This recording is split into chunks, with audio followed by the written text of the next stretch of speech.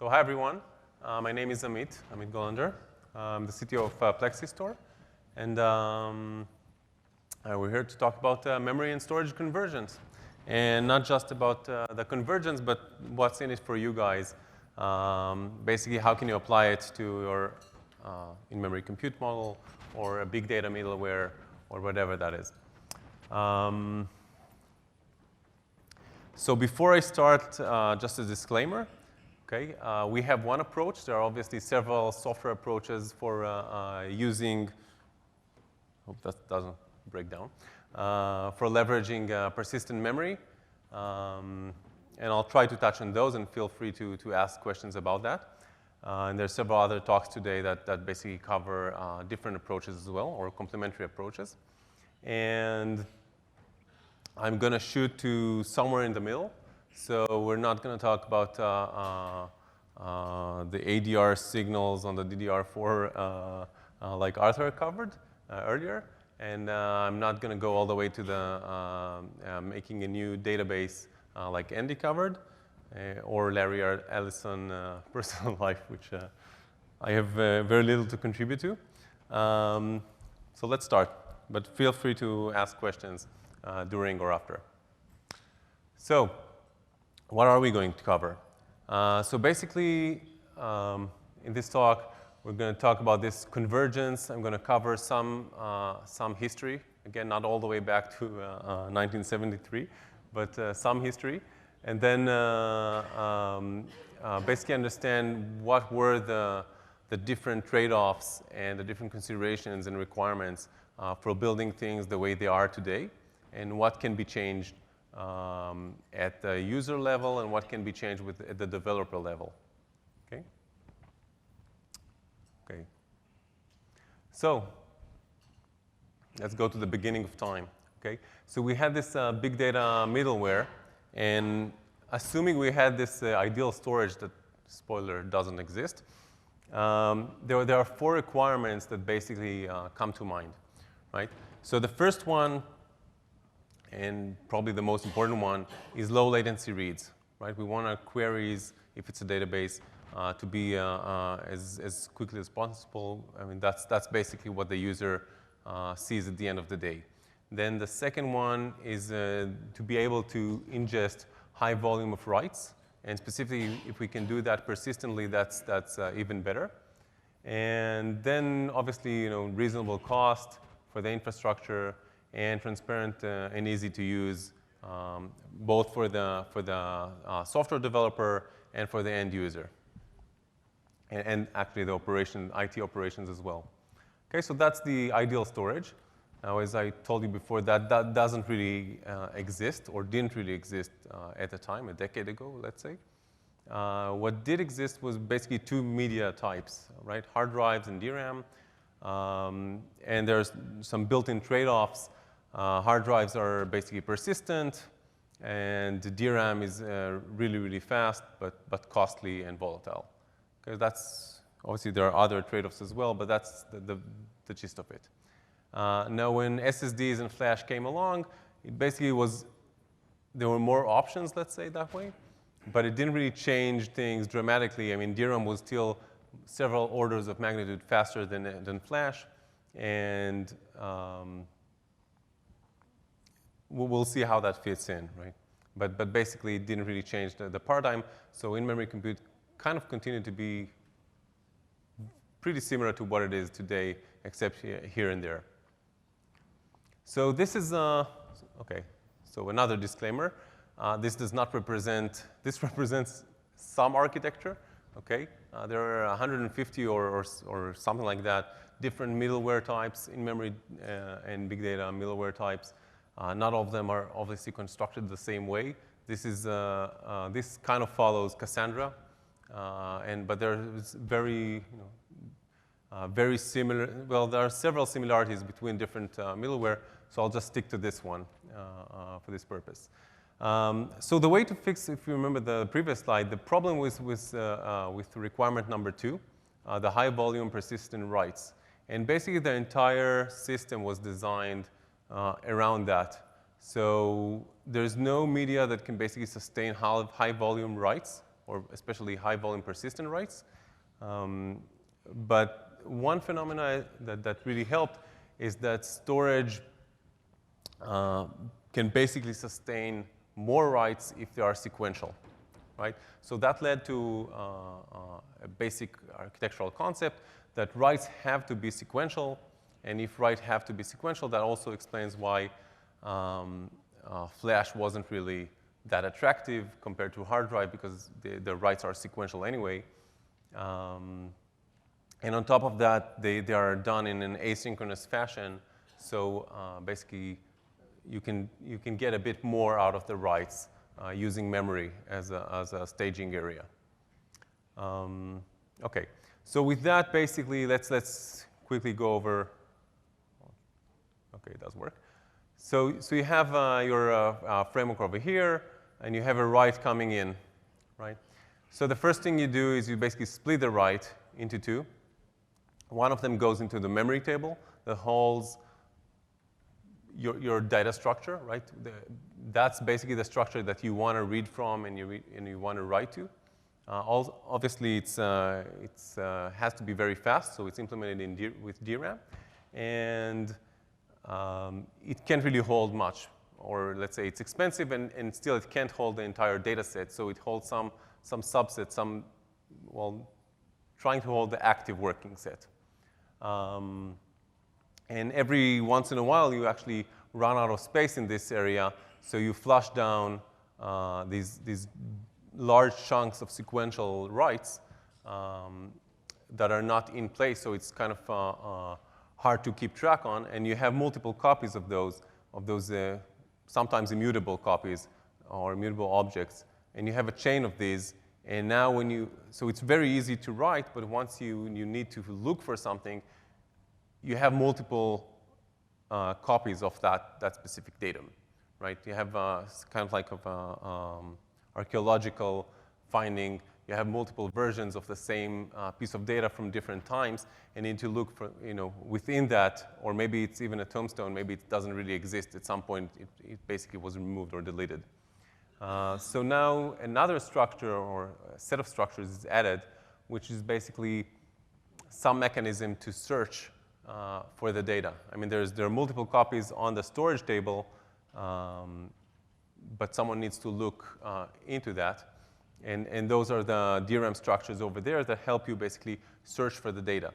So, and every once in a while, there's also another process that goes and take those immutable objects and basically compacts them and gets rid of some of the complexity, just trying to reduce the storage capacity.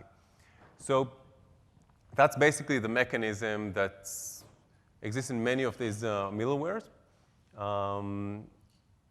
And obviously, for this entire set, we haven't touched the commit log yet. But for this set, we basically traded reads for writes, read latency for writes. And we also added some complexity, obviously, to this mechanism in order for it to work properly. Then the second branch goes to the commit log. And the commit log, basically, every once in a while, let's say every second, is basically flushed to disk.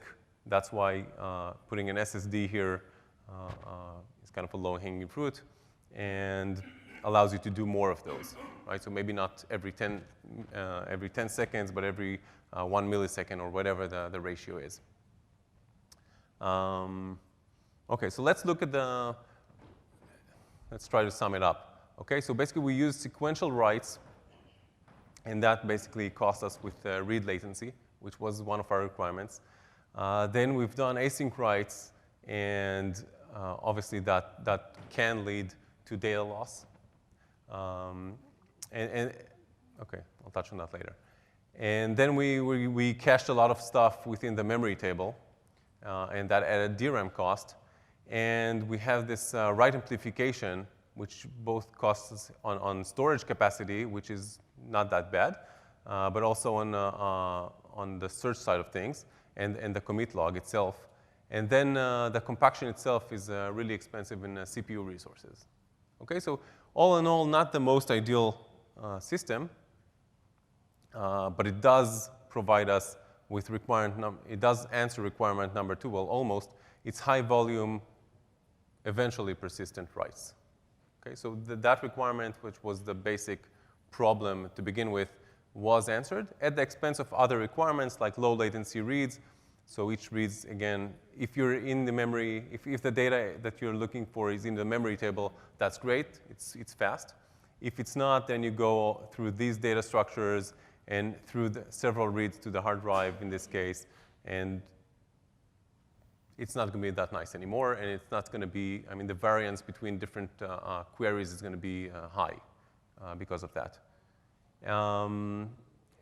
And then reasonable cost, obviously, I mean, we touched on all the excessive hardware that we're using on several fronts. And then transparency and ease of use. Obviously, that's not easy to program. And a lot of those middlewares basically reinvented this stuff over and over again. And it's also risky. And also for the user has to configure these, and there are several trade-offs. For example, how often do you flash? How much memory do you provision, et cetera, right? So it's not easy to use as well, not just to develop. So what has changed? So you heard this morning, and I bet most of you heard about this earlier. There's a new hardware in town, basically way before 3D Crosspoint, the NVDIMNs, which are demonstrated outside at the SNIA booth. And with that, there's some lack of software, but Plexistor represents one of those software efforts. Ken from Intel will touch on NVML as well, on the libraries that can be used as well. And there's a booth outside from ScaleMP that has some solution as well. So there are multiple software solutions, not as much as needed, but they are showing up. And I will focus, obviously, on our approach, on the software-defined memory approach, which I'll explain in a second. And you can catch me up on how is that difference later in the Q&A or later in the booth. So persistent memory is obviously here. Well, depending on which type of persistent memory. Persistent memory is actually, there are several different technologies that are along this axis here between the NVDIMN, which are actually here on par with DRAM, and all the way down to SSD if we're talking about 3D Crosspoint or ReRAM or other technologies. But basically what SDM does, it wraps all these existing technologies or a subset of those. So it takes persistent memory, for example, with flash and maybe a hard drive as well, but let's stick on 2 layers, that's enough. And basically auto-tiers the data between them, the data and the metadata between them, and presents a single file system interface to the user, right? So the user is not necessarily aware of what's tearing up, what's tearing down, et cetera, but they get the benefit of the technology. And persistent memory and SDM together basically deliver all 4 requirements that we originally specified. Okay, so it's low latency read because it's memory basically. It's high volume persistent writes. Everything is persistent. Every write is persistent because it's just memory. There is no point of writing to DRAM if the persistent memory is at the same speed that the DRAM is. And then it's high volume because the memory bandwidth is very high. And reasonable cost because again, I mean, we're using multiple different technologies, and obviously most of the capacity comes from these layers. So you basically have a cost-efficient solution. And transparent and easy to use it's obviously easy to use because you're not aware of all these different tiers and everything is done automatically behind the scenes. Now, doing that, we noticed something very interesting. Then actually we can do another flavor of the same software, which we call SDM ephemeral.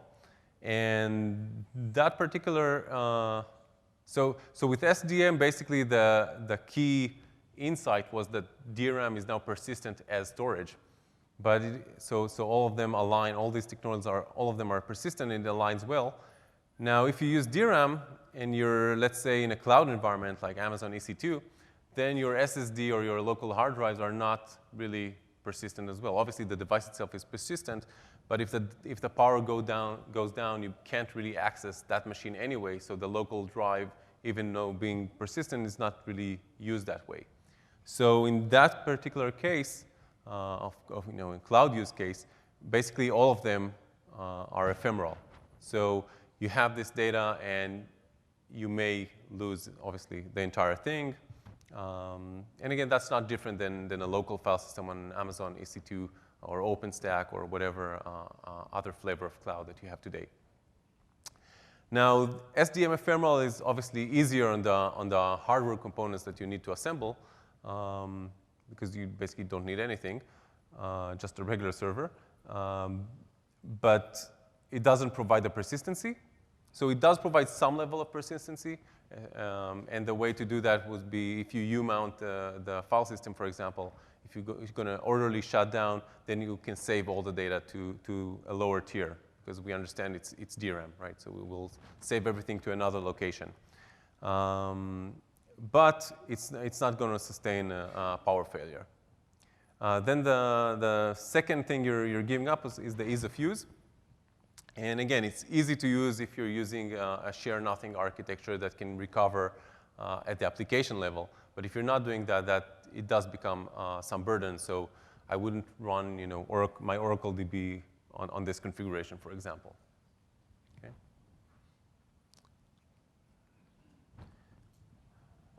Okay. So kind of wrapping up this first phase of the talk of what's the history and what's basically convergence of memory and storage. So now, okay,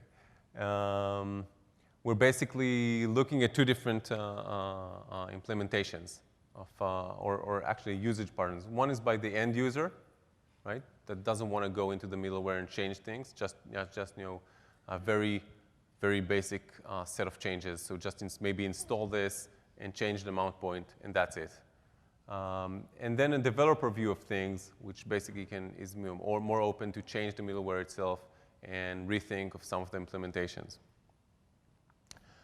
So the way this would work is basically we'll have the exact same model, right? We'll just have SDM everywhere where you had the original storage, right? So instead of using one file system with SSD here for the commit log, and then another file system for the table itself, we'll just basically use SDM everywhere.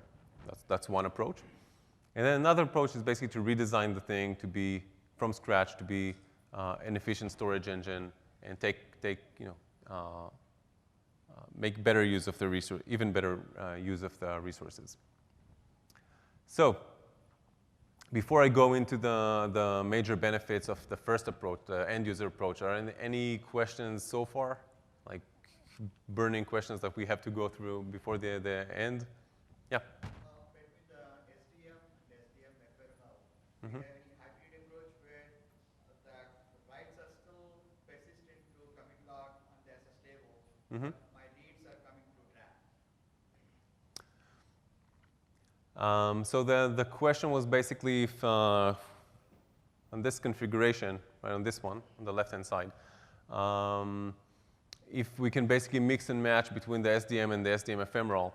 So I'll start with that. So obviously you can do that. I mean, if you're using this design, this SDM has to have has to be regular SDM for the commit log to be flushed or to be actually persistent.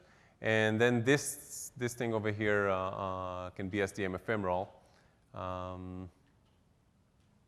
Actually, we never tried it. I'm not sure it will work. What we usually, I mean, the trade-off between them is usually the hardware itself. So either you go through the pain of finding a server that has ADR certification and has NVDIMMs, and you go and purchase that, or actually you don't, right? That's kind of the trade-off.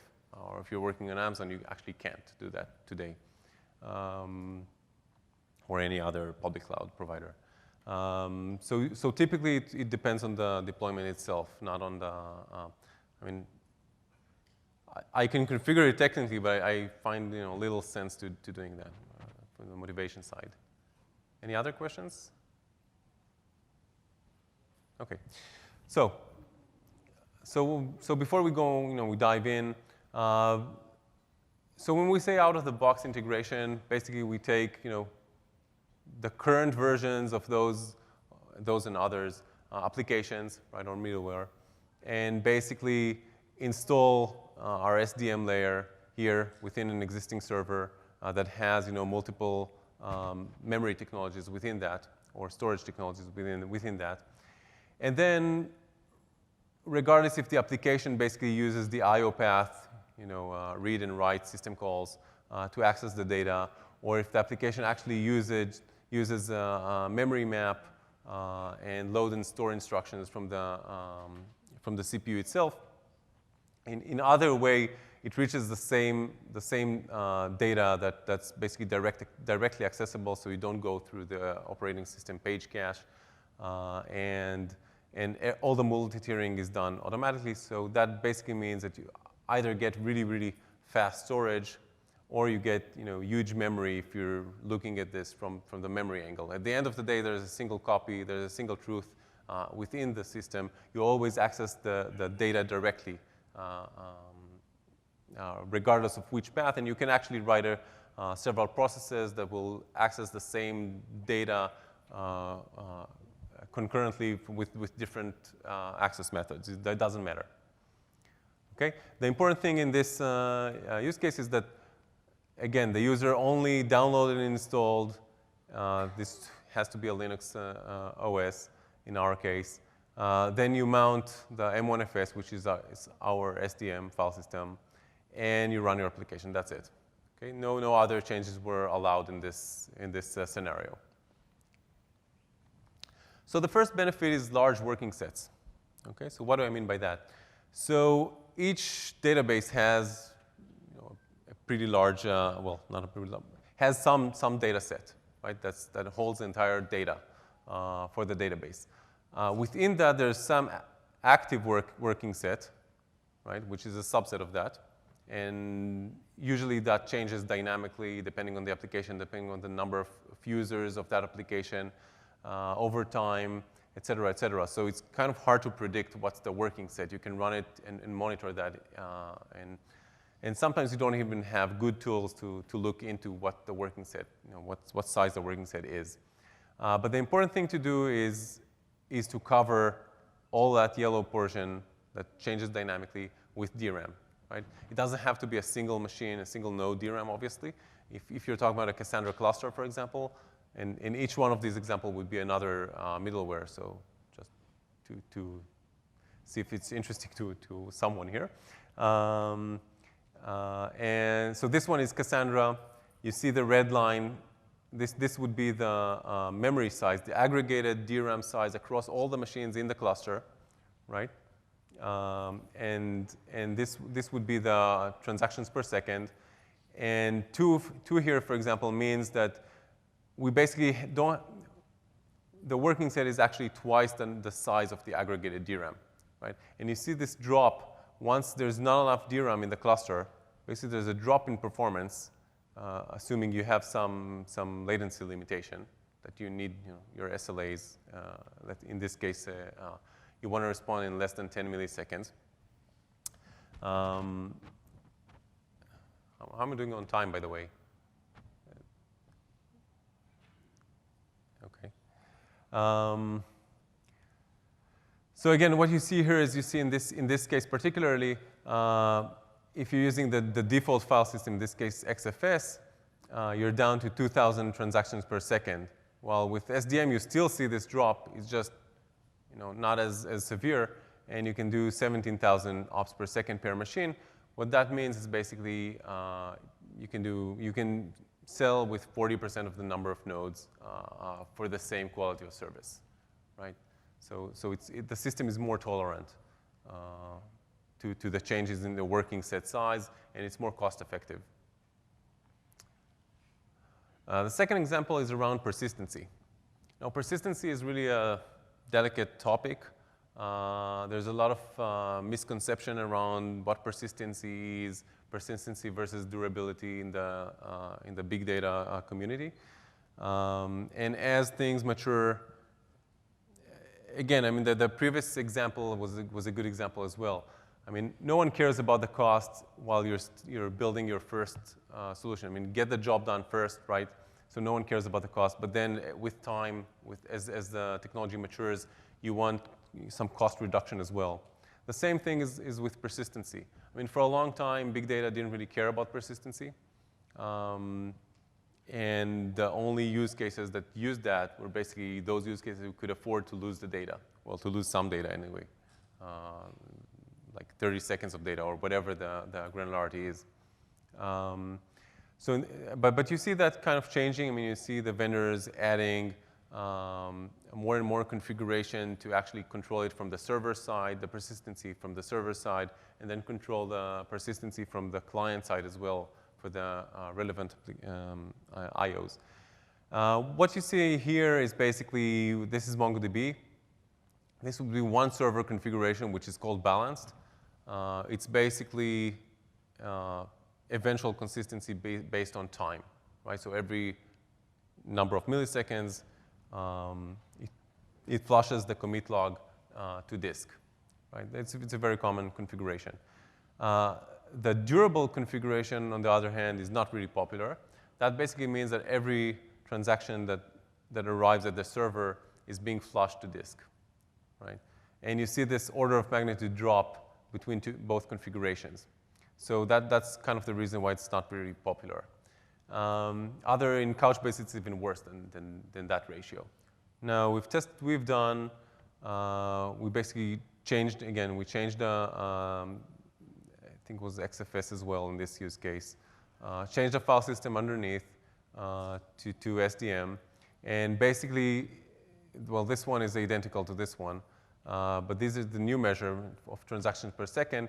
And I wouldn't say it's not exactly the same, but it's almost the same. It's few percentages compared.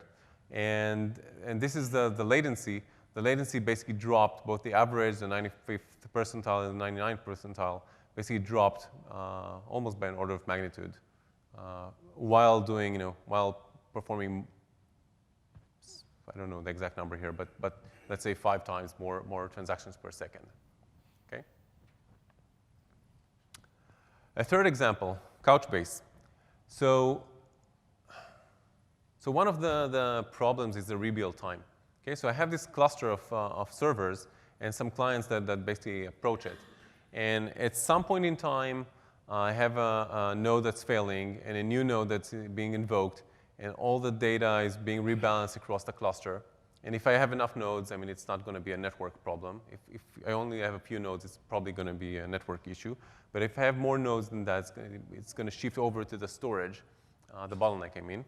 And we actually spoke to several people just today that confirmed this. I mean, that we're talking about this being an issue. With large clusters, it takes many hours to basically recover back, right? And by recover back, I mean having the same number of copies that we wanted and bring back the performance of the system, the latency that the user is expecting back to normal, right?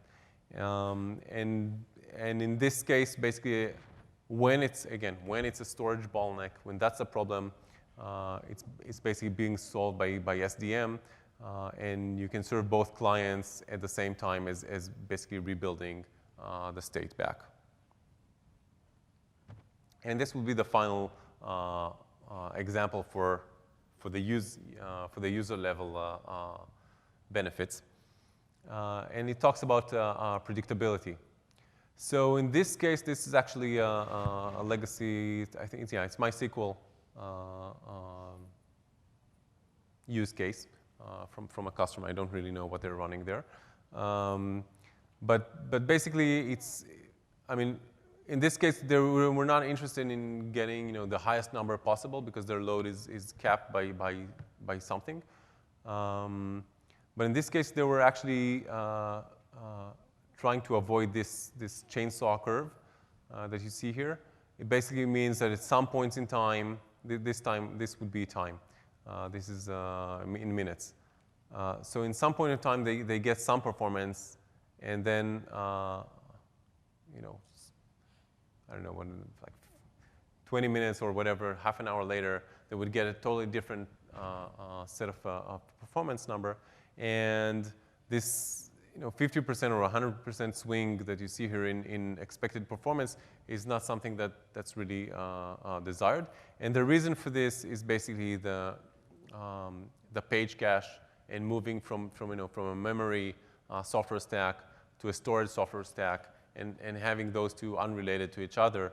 Unlike in the blue curve that you see over here, that's basically the SDM layer being, again, replacing this. And you see that besides the first few minutes at the beginning when there's some initialization going on, the performance level is really, really predictable. I mean, well, there's something here, obviously, but the rest of it is very predictable.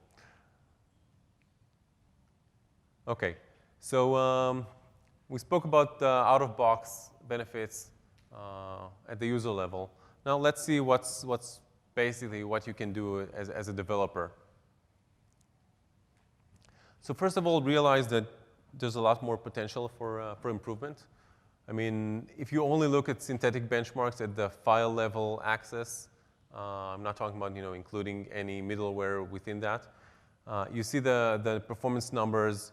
So we're talking about 2 to 3 orders of magnitude faster than existing file systems with flash technology.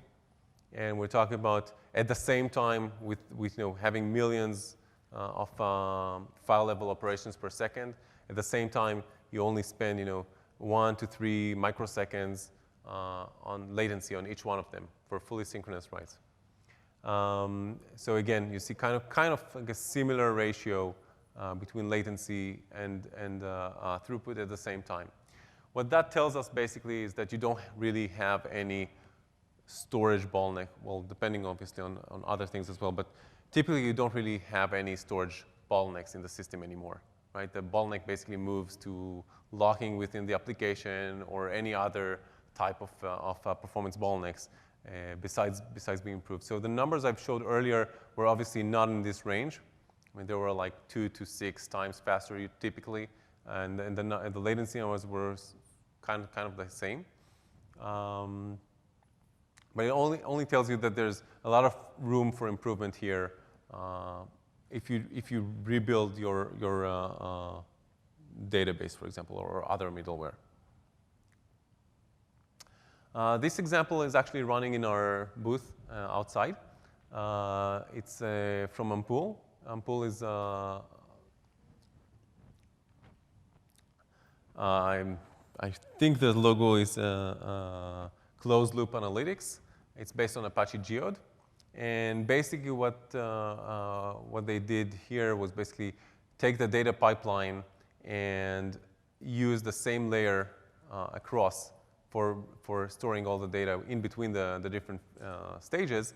And they use Plexis or SDM as their underlying storage engine. That way they can basically focus on the front end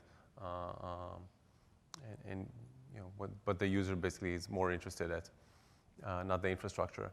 And the demo basically shows a 56x speed up on ingest of data, ingest of persistent data.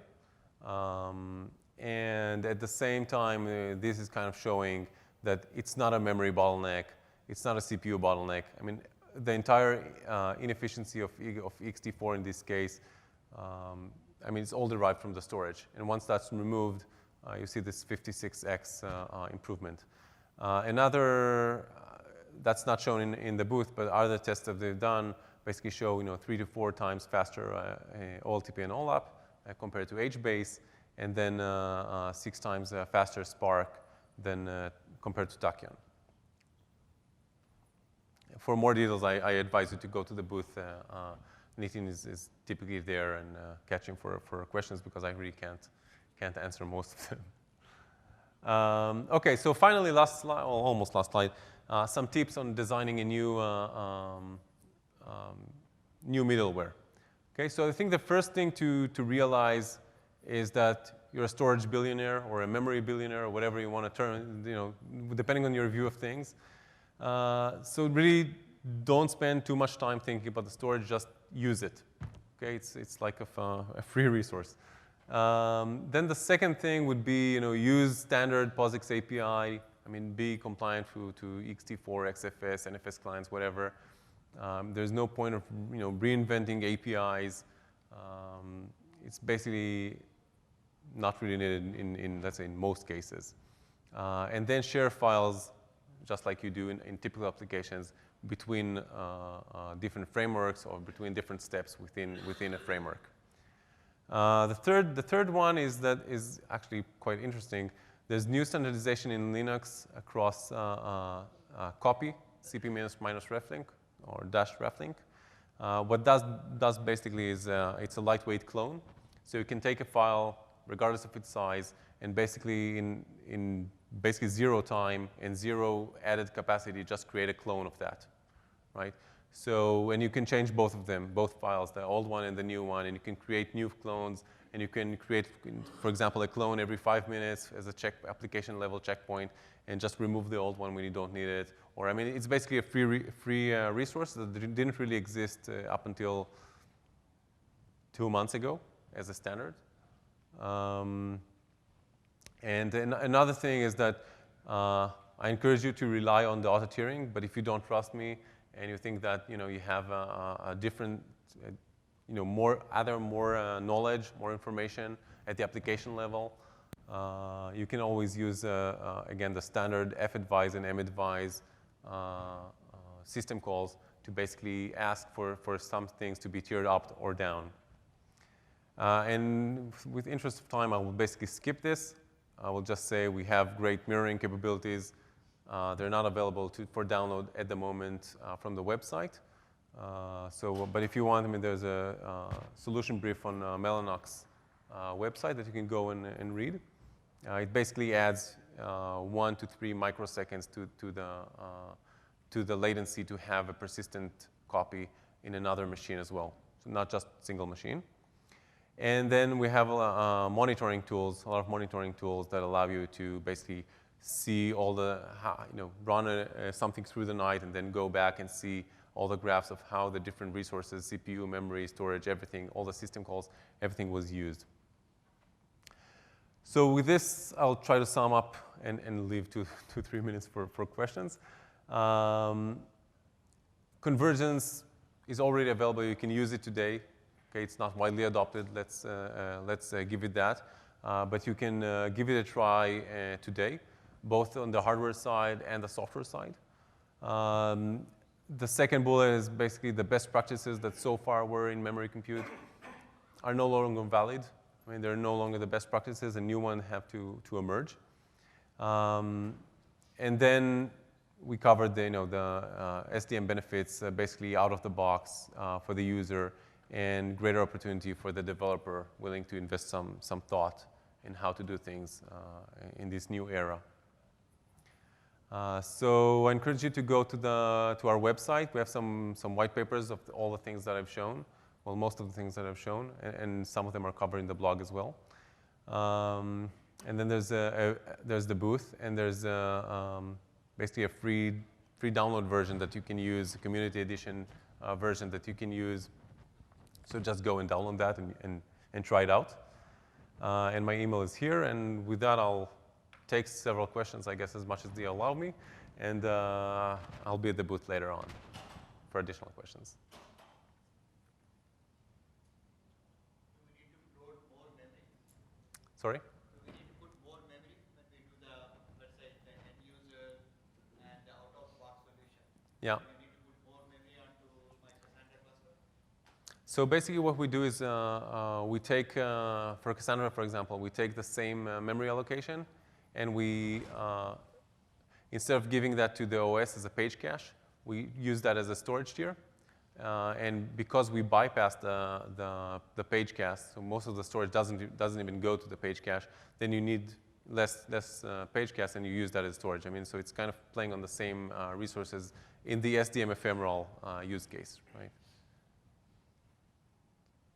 Do we have time for one more? Yeah. Okay. Is there one more? Yeah. So can you go to your slides on your benchmark? Which one of them? The last one. This one? There. Okay. So is this the Yeah. So this is for persistent write. This is a single thread, 4 kilobyte writes, 100% writes, but only single thread. And you can see you can have 500,000 file level operations per second. And then it's multi-threaded, and the last one is 128 byte. So or some sub-block granularity. So you have what's the latency for the read? Okay, so this is based on memory. So read latency is somewhat like 10% better than write. So this is the latency for write. It's rounded up anyway, so it would be rounded up to the same number in this case, I guess. But it's something like within 10% of both the ops per second and latency. Okay. Okay, so I will be in the booth if someone wants to ask additional questions. And thank you.